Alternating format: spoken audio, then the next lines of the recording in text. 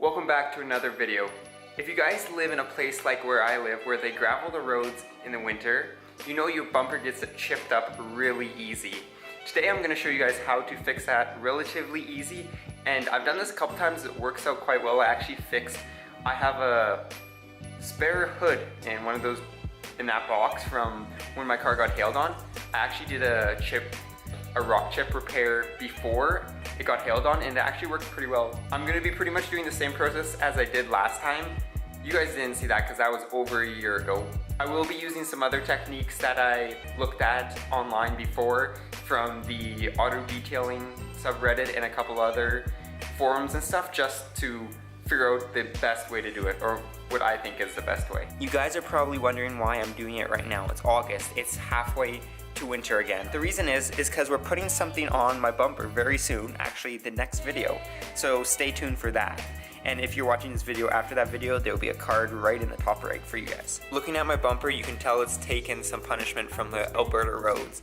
Especially here, this is actually from backing out of Taylor's driveway when I first got my car. So I'm gonna be fixing that, and I'm gonna be fixing all the lower rock chips for now, because if I do this all at once, it's gonna take me hours. If you look at this, you can tell there's probably, in this one spot, 50 rock chips, so that's definitely a big job. I'll be using the same technique right here and the one spot below my spoiler. This is due to the previous owner's paint job that he got before, where they failed to sand down some spots, or even, I don't think it's primed, I think they just did a nice sand and then sprayed it, which works well if you put down good paint, but this paint, as you can tell, isn't the best. To do this, you pretty much just need the basics. So I have some polishing compound to get out the sanding marks when I wet sand it, and some wax to go after the polishing compound to get a nice shine. 2000 wet or dry. I will be using this wet, so you have to let it soak for about 5 minutes in water. Some paint. I have Subaru World Rally Blue from Subaru, and then I have some blue paint that they actually used to paint my hood, which is a perfect match for the front of my car, besides the bumper, because they did not paint match my bumper. It was just blended. So my car is actually two different colors. If you can't tell, like, no matter what, but it's actually World Rally Blue and then a custom mix of paint. And then clear. I'm just using this. This is actually Chrysler, if it focuses, Chrysler paint, silver. But I'm not using the silver. I'm using the clear in the pen, because I found the best way to get clear on. I was using wheel clear before, but it was just difficult to work with.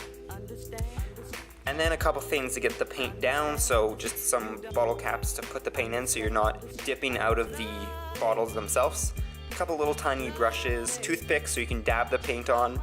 The whole technique in this is to dab the paint on so it doesn't spread, so you don't spread it, you just let it dab and then soak up. And then you have to let it dry. You can wait, or you can use a heat gun, or in my case a hairdryer, and then just a good cloth for waxing. Also, you want good lighting, so I have this. It's a little bit yellow. You probably can't tell because the auto white balance makes it quite white. It's a little bit yellow, this light, but I did get a white bulb and tinfoil in this one, so it will provide me with the whitest light possible. You always want it to be as clean as possible to make sure you got the maximum adhesion power of the paint, and so you don't get dust. Next, when you're applying the paint, you want it to flow into the chip and not brush over it. So I do have these brushes to use to dab it. The problem here is, if you look, this is all missing paint. This whole bottom layer is missing paint, so that technique isn't going to work the greatest. So I'm going to actually try doing some of these rock chips here first.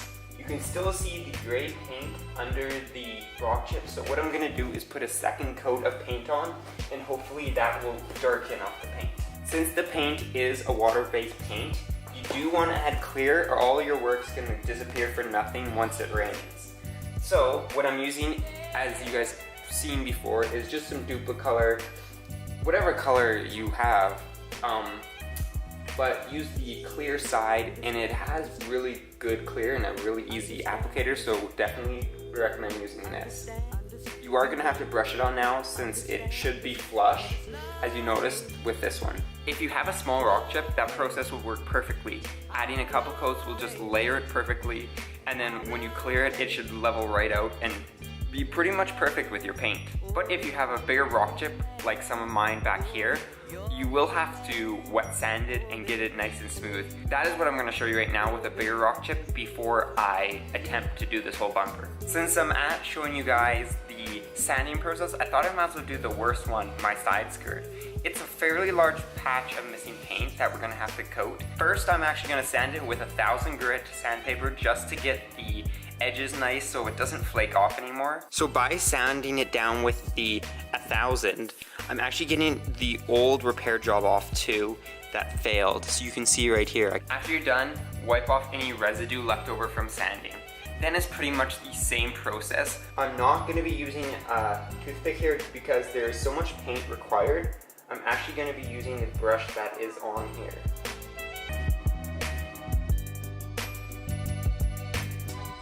Here's a quick tip. Don't be impatient like me and then touch the paint drying. If you see there, I just smudged the paint. While I was waiting for the paint to dry on the side skirt, I went ahead and did the first layer of paint on the, I guess it's where it rubs or drags on the ground of going over bumps or whatever, because it was like down to the, I'm not sure exactly what the bumper is made out of, but like, I'm pretty sure it's some kind of fiberglass or whatever. So it was actually down to that, past the primer, past the gray, past the blue, all the way down to that. We're gonna see if we can sand the side skirts. As I said, they are water-based paint, so it has to be completely dry before you use wet sandpaper or it'll just completely vanish. But if it does vanish, I have these two spots right in front of me that I can show you how the aggressive compound and then your wax actually finishes it off quite nicely.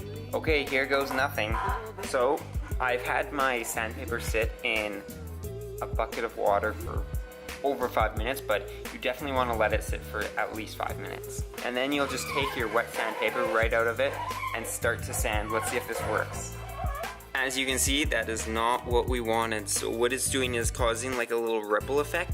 So there is paint here still. It's kind of hiding, but this is working out all right. But it's causing a little ripple effect here, and it's actually pulled a lot of the paint off. So when I hit it with the sandpaper, you'll also see your clear will get these scuff marks.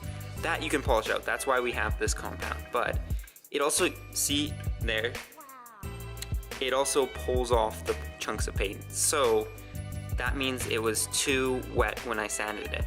So I will have to redo this. I'll probably paint it and let it sit overnight before I do anything.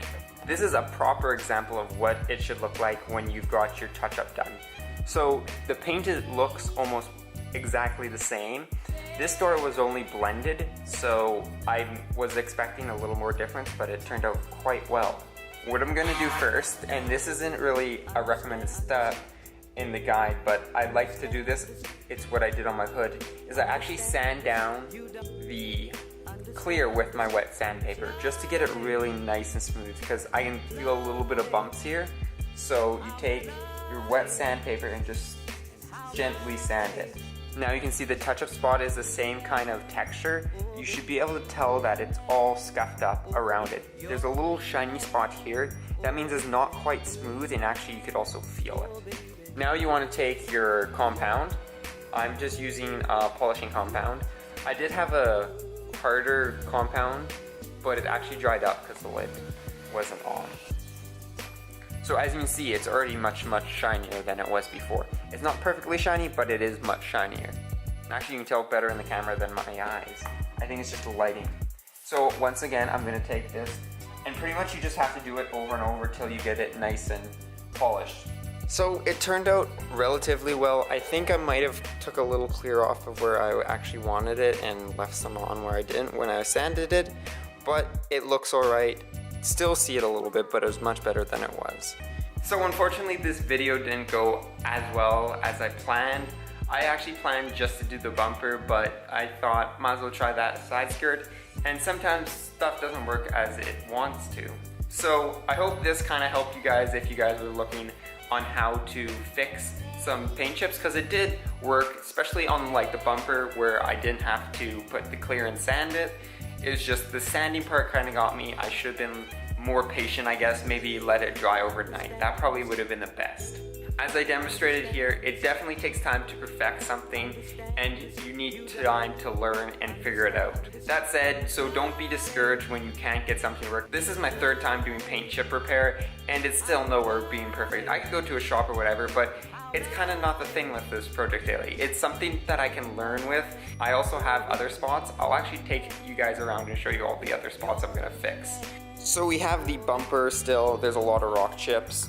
Also, there's actually a little chip here. This shows how good Nick painted my car. So this would have took the paint right off of the old hood, but it's just a little scuff mark. I don't know if you guys can tell in the camera, but there is lots of swirls. I'm gonna do a full detail, so that is gonna be, once again, a journey on its own, trying to figure out how to do that perfectly. I'm gonna probably do that later when I have more time to figure out exactly what I'm doing. Here was alright. I could have probably done a little better. See, there's still wax in there. And then there's this area under my third brake light. I actually started sanding it down, getting it ready. These super sticky tires don't help too much. It actually chips a lot of these arches, so I'm gonna have to do that eventually too. Pretty much that's all good. I'm probably just gonna end up getting new mirrors because they're cracked here. You guys have probably seen this a million times. And then it's chipping in there because they didn't paint it again. It's a very Mako paint job they did. You can actually compare Nick's paint job, beautiful, sparkly, World Rally blue, to whoever painted the car before me. I hope this video goes to show you that you can't be perfect every time. It definitely takes a lot of learning and experience to get something perfect. So don't be discouraged when you can't do it. It's all about learning new things and trying new things and getting other people to help you. But that is it for today. I've gone way past how long I wanted this to take. Next video will be a secret part. You guys probably already know what it is. If you follow me on Instagram, it was on my story, and it's pretty obvious. But other than that, peace out and stay humble.